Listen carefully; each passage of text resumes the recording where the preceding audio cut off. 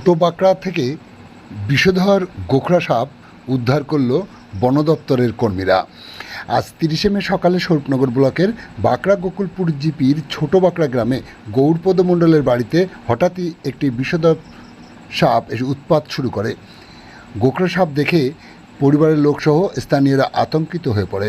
খবর জানাজানি হতেই বন দপ্তরে খবর যায়। ঘটনাস্থলে আসে কয়েকজন বন দপ্তরের কর্মী। উদ্ধার করে নিয়ে যায় তারা ওই বড় মাপের গোখরা সাপটি। স্বস্তির নিঃশ্বাস ফেলে স্থানীয়রা। দেখুন সেই সময়ে ধারণকৃত ভিডিও চিত্র নিউজ আজকের স্বরূপনগরের ক্যামেরায়। আমাদের সাথে থাকুন আর দেখতে থাকুন সেই বিরল মুহূর্তের ভিডিও চিত্রটি।